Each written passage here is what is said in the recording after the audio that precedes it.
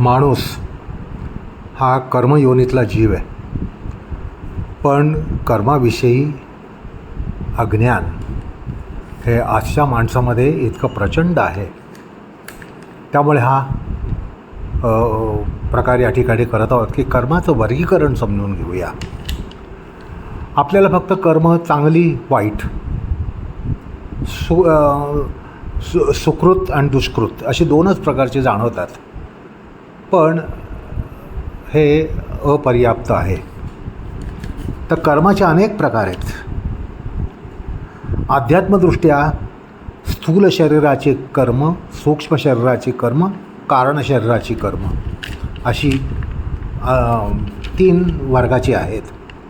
साधनदृष्ट्या काया वाचा मनसा, धर्माधर्मदृष्ट्या सात्विक राजसिक तामसिक,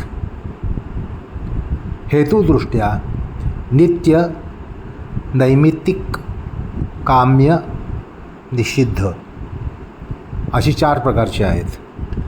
विज्ञानदृष्ट्या कर्म अकर्म विकर्म नैष्कर्म्य असे 4 प्रकार आहेत.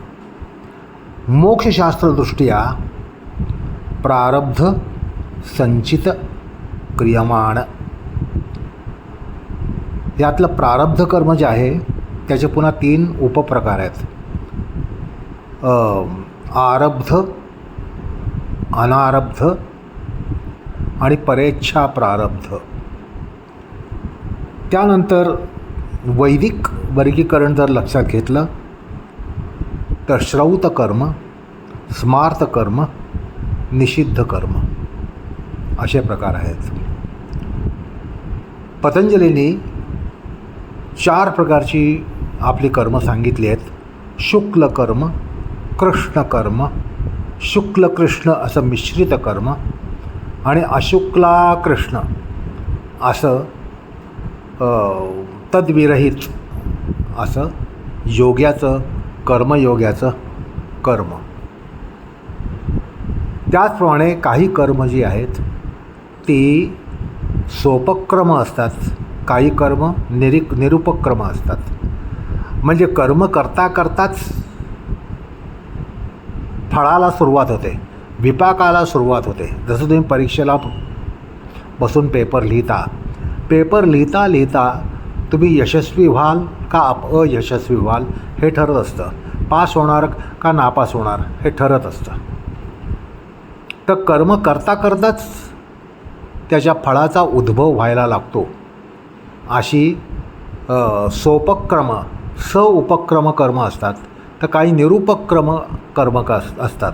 म्हणजे कर्म आपण आत्ता करतो आणि त्याची फलोत्पत्ती ही कदाचित जन्मांतरी होऊ शकते.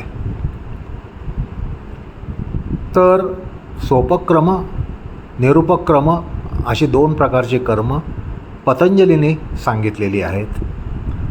आणखी एक वर्गीकरण असं आहे की काही कर्म आहेत ती फळाला कारक असतात, की त्यामुळे फलोत्पत्ती होणार असते, आणि काही कर्म फळासाठीच होत असतात. कर्माचा विपाक किंवा कर्माची फलोत्पत्ती होण्यासाठी आपल्यामध्ये एक प्रवर्तन किंवा एखादं कर्म करून घेतलं जातं. समजा माणसाचा मृत्यू अपघाती होणार आहे असं जर नियतीने ठरवलं असेल तर मृत्यूसाठीचा प्रवास करण्याचं कर्म त्या माणसाकडून करून घेतलं जातं. म्हणजे फळासाठी केलेलं कर्म, फलोत्पत्तीसाठी केलेलं कर्म, फलविपाक होण्यासाठी केलेलं कर्म असं आणखीन एक कर्माचं वर्गीकरण आहे. अशा प्रकारे कर्माची इतक्या प्रकारची वर्गीकरणं शास्त्रामध्ये आहेत, आणि म्हणून कर्म हा प्रकार अत्यंत जटिल मानला जातो. आणि त्यामुळे कर्मविषयक दृष्टी ही प्राप्त होणं हे परमार्थासाठी अत्यंत आवश्यक असतं. कर्माविषयी जो माणूस अंध आहे त्याला परमार्थ हा अंगीकारता येत नाही, स्वीकारता येत नाही.